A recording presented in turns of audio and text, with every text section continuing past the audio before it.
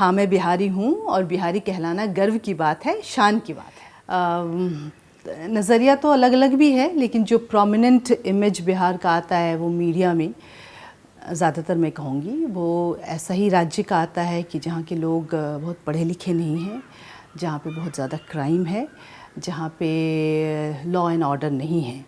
तो ये जो 3 इमेज है वो बहुत ज़्यादा मीडिया में ख़ासकर प्रोमिनेंट है। तो चूँकि लोगों की जानकारी जो है हमारे हिंदुस्तान में वो मीडिया के थ्रू ही ज़्यादा होती है। हम लोग एक देश में रहते हुए भी एक अपने राज्यों के बारे में दूसरे और माध्यमों से नहीं जानना चाहते हैं या नहीं जानते हैं। तो हमारा जो मेन सोर्स होता है किसी भी कहीं भी किसी भी चीज़ के बारे में, किसी भी जगह के बारे में जानने का, तो मीडिया ही होता है। चूँकि मीडिया में बिहार का इमेज ज़्यादातर ऐसे ही दिखाया जाता है कि जंगल राज है वहाँ पे क्राइम रेट बहुत है, वहाँ लॉ एंड ऑर्डर नहीं है, वहाँ पे चोरी होती है। तो लोगों का परसेप्शन भी कमोवेश वैसा ही है। देखिए, अगर बॉलीवुड फिल्मों की बात करेंगे तो मैं कहूँगी कि बॉलीवुड जो है उसका आधार ही है वो ड्रामा। तो वो तो ड्रामा ही क्रिएट करते हैं कि जो अगर 1% होता है तो उसको 10% करके दिखाएंगे, तभी उनकी चीज़ें बिकती हैं, क्योंकि उनको चाहिए मेलो ड्रामा चाहिए फिल्म में, कहानियों में। तो मेरे ख़्याल से बॉलीवुड फिल्मों में जिस तरह की बिहार की छवि है वैसी छवि तो मैं नहीं, क्योंकि मैं खुद बिहार से हूँ, मैं ग्रेजुएशन तक बिहार में रही हूँ, तो मैं उस छवि से नहीं रिलेट कर पाती हूँ कि मेरा राज्य जो है वैसा है, क्योंकि वो चीज़ें होती हुई मैंने अपनी आंखों से नहीं देखी है, क्योंकि उन चीज़ों से मेरा कभी ताल्लुकात नहीं रहा है, मैंने कभी उसका सामना नहीं किया है। लेकिन जाहिर है कि अगर रिसर्च बेस्ड कुछ आप देखें तो क्राइम रेट है बिहार में ज़्यादा दूसरे राज्यों की अपेक्षा।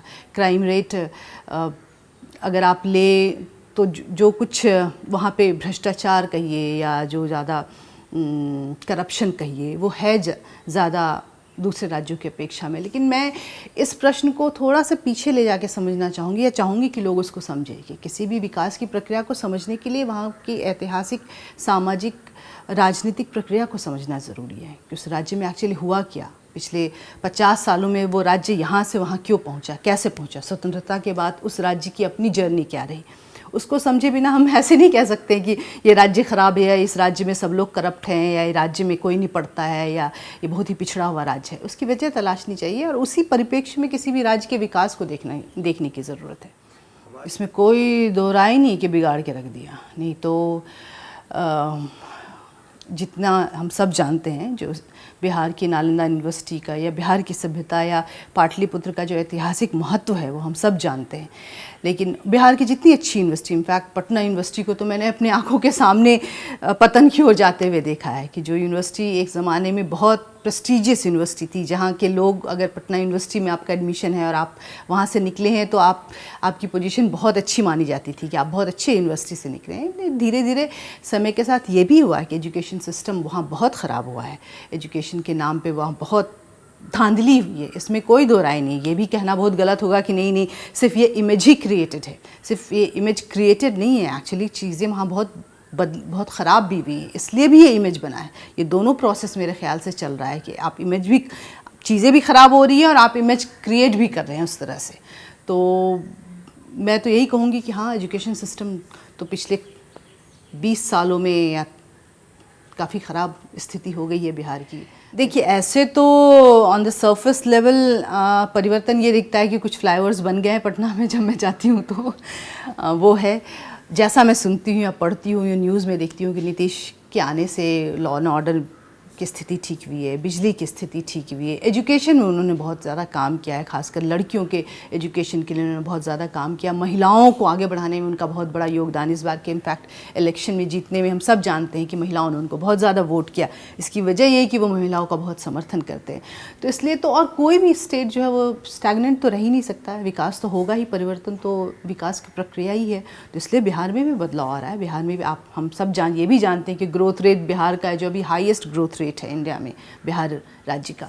तो इस बात से तो डिनाई नहीं किया जा सकता है कि बिहार का विकास हो रहा है। अब कुछ मामलों में विकास हो रहा है तो कुछ मामलों में अभी भी विकास करने की ज़रूरत है, तो वो तो चलता ही रहेगा। पूरे बिहार क्या, पूरे हिंदुस्तान की वही स्थिति। आप बिहार की बात छोड़ दीजिए ना, कौन सा हिंदुस्तान में राज्य है जहाँ पे कोई कमी नहीं है, सब कुछ बहुत अच्छा है? कोई स्टेट वैसा नहीं है। देखिए, इसमें भी फिर मैं यही कहूँगी कि कोई एक लाइन आप नहीं कह सकते कि सब लोग आइडेंटिटी छुपाते हैं और सब लोग कहते हैं गर्व से। मेरा जो एक्सपीरियंस रहा है कि हैं ऐसे लोग जो कि कहने से हिचकिचाते हैं कि वो बिहार से हैं या बिहार में उन्होंने पढ़ाई की या बिहार को बिलोंग करते हैं, लेकिन बहुत सारे ऐसे भी लोग हैं कि जो जहाँ के हैं, बिहार के हैं, तो कहते हैं कि हम बिहार से। उस बात को लेके कोई उनके मन में इन्फीरियरिटी कॉम्प्लेक्स नहीं है। लेकिन हाँ, ये ज़रूर हुआ है कि लालू और नीतीश राज्य से जो छवि है वो थोड़ी सी बदली है।